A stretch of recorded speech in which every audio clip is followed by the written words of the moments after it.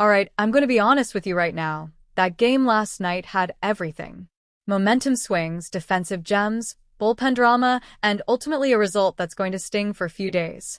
Because when you're sitting there watching the Blue Jays battle back, tie it up, and then watch it completely unravel in the middle innings, it's a specific kind of pain that only Blue Jays fans understand.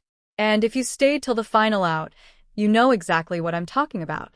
Let's start with what actually went right because there was more of it than people are giving credit for. Joe Lowour was dealing early. Like, genuinely dealing. Back-to-back strikeouts in the fourth, a called strike on the inside corner, and for 3 innings this offense had absolutely nothing on him.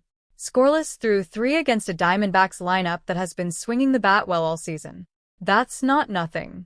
And then just when it felt like the bats were going to stay quiet all night, Myles Straw happened. Because here's the thing about Myles Straw that nobody wants to admit out loud. The man is playing the best baseball on this roster right now. He lines one into left for a base hit, he's moving runners, he's doing everything you need a number 9 hitter to do, and then some.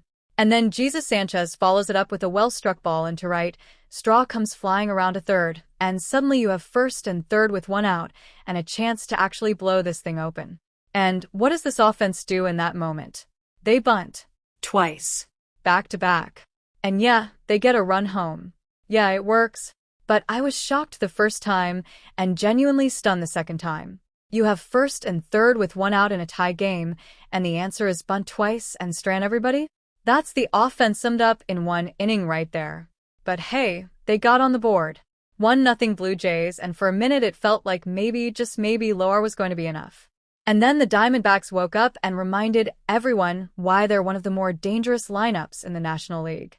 Perdomo was the story for Arizona, and if you don't know the name yet, get familiar. This guy finished 4th in MVP balloting last year, and he is absolutely locked in right now.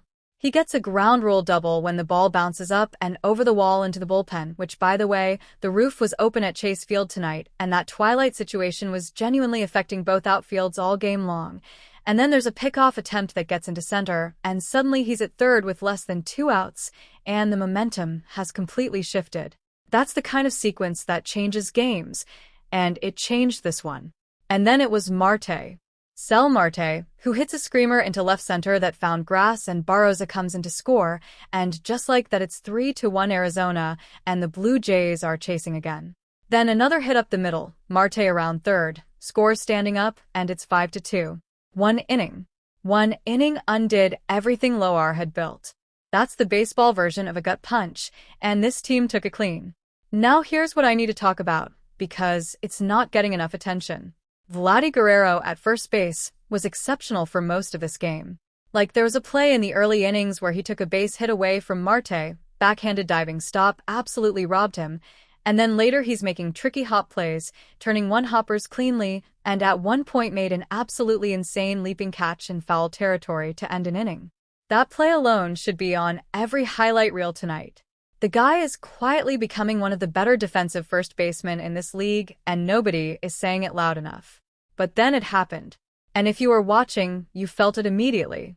Tricky hop at first, the throw beats the runner, and the ball just slips out. Rolls toward the bag. Runner safe.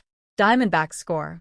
And after everything Vladdy did defensively that was good tonight, that one moment is what's going to be replayed. That's the one people remember. That's the play that opened the door to a 5-2 deficit becoming a 6-3 deficit. And I'm not killing Vladdy for it. The hop was genuinely difficult, and he had made 5 or 6 elite plays before that moment. But when you're already thin on offense and already relying on pitching to keep you close, one slip like that at first base costs you the game. John Schneider went to Lewis Varland in a sticky situation, which has kind of become a thing now. And look, Varland competes. You can see it.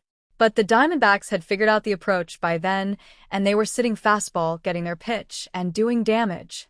Fernandez singles. Arenado lines one into right center, and it's a 2-run shot, and now you're 6-3, and the comeback math gets ugly fast. Andres Jimenez, though, shout out to Jimenez. Steal of third in the 7th, finding gaps, actually creating something out of nothing while everyone else was going through the motions. He has been the most consistent offensive player on this team for weeks now, and it's not close. The final out came on a swinging miss, and honestly it felt like it had been coming for 3 innings. 6-3. Blue Jays fall. And now the injury list gets longer, the bullpen gets more stretched, and the AL East isn't getting any easier. Here's what I keep coming back to though. This team, fully healthy with the lineup they were supposed to have in April, they are good. Like, genuinely good.